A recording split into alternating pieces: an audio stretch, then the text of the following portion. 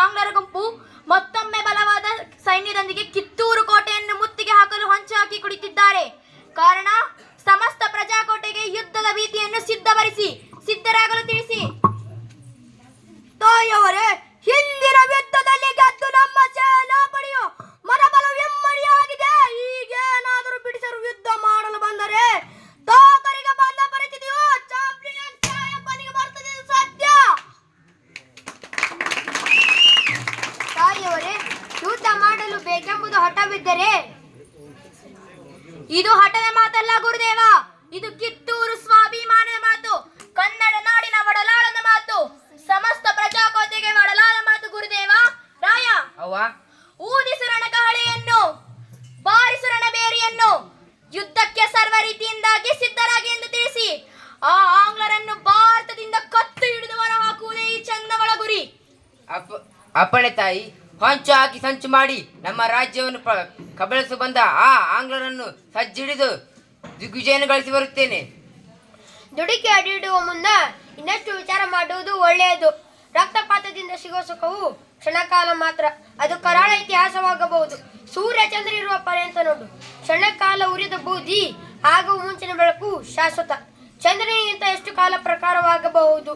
ಚಂದ್ರನ ಶಿವನ ಶಿರದ ಆಭರಣವಾಗಿರಬಹುದು ಹೊರತು ಬೆಂಕಿ ಅಲ್ಲ.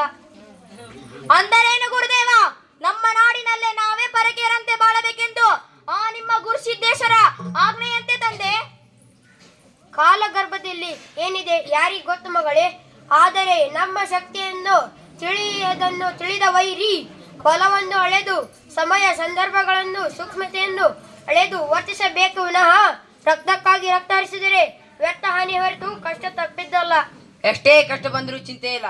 ಆ ಪಿರಂಗಿಯವರ ಗುಂಡಿಗೆಯನ್ನು ಕತ್ತರಿಸಿ ಭೂಮಿಗೆ ಬೀಳುವುದನ್ನು ನೋಡಲು ನಮ್ಮ ಕನ್ನಡಿಗರು ಕಾದು ಕುಳಿತಿದ್ದಾರೆ ವಿನಃ ಷಂಡರಂತೆ ಬದುಕಲು ಗೊತ್ತಿಲ್ಲ ಈ ಕಿತ್ತೂರ ನಾಡ ಮಕ್ಕಳಿಗೆ. ಒಪ್ಪಿದೆ ರಾಯ, ಆದರೆ ವಿಧಿ ನಮ್ಮ ನಿಯಮದಂತೆ ನಡೆಯಲು ನಮ್ಮ ಕೂಲಿ ಆಳಲ್ಲ.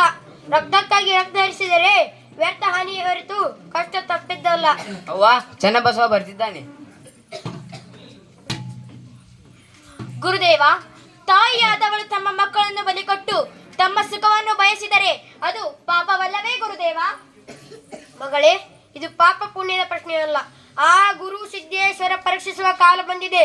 ನೋಡು, ನಾವೆಲ್ಲರೂ ರುದ್ರ ರೂಪಿಯಾಗಿರೋದಕ್ಕಿಂತ ಶಾಂತಿಯಿಂದ ವರ್ತಿಸುವುದೇ ಒಳ್ಳೆಯದು. ಪೂಜದ ಮೂರ್ತಿಗೆ ಆ ಆಂಗ್ಲರನ್ನು ಹೊತ್ತಿಸು. ಗುರಿ ರಕ್ತಪಾತ ಮಾಡಿ ನಂದಬೇಕೆಂದು ಆ ವಿಧಿ ಸಂಕಲ್ಪವಾದರೆ ರಕ್ತಪಾತ ಮಾಡಿ ಅದೃಷ್ಟ ಪರೀಕ್ಷೆ ಮಾಡಿಕೊಳ್ಳುತ್ತೇವೆ. ಮಗಳೇ, ಪಂಚೇಂದ್ರಿಯಗಳಲ್ಲಿ ಪ್ರಮುಖವಾದದ್ದು ಕಣ್ಣು. ಮಾನವನ ಚಲನೆಗೆ ಅವಶ್ಯಕವಾದದ್ದು ಕಾಲು. ಕಣ್ಣು ಆದರ್ಶಕತೆ, ಕಾಲು ವಾಸ್ತವಿಕತೆ. ಆದರ್ಶಕತೆ ಕಳೆದು ಹೋದ ದಿಕ್ಕಿಗೆ ಕಾಲು ಹೆಜ್ಜೆ ಹಾಕಬೇಕು ವಿನಃ ಕಾಲು ಎಳೆದುಕೊಂಡು ಹೋದ ದಿಕ್ಕಿಗೆ ಕಣ್ಣು ಮುಚ್ಚಿ ನಡೆದರೆ ಕಷ್ಟಕ್ಕೆ ಗುರಿಯಾಗಬೇಕಾಗುತ್ತದೆ. ಗುರುದೇವ, ಇನ್ನು ಶಾಂತಿ ಸೇನೆಯನ್ನು ಬದಿಗತ್ತಿ ರಾಜ್ಯ ರಕ್ಷಣೆಗಾಗಿ ಸಶಸ್ತ್ರ ಧರಿಸಲೇಬೇಕು. ಭಾರತ್ ಮಾತಾ ಕಿ ಜೈ.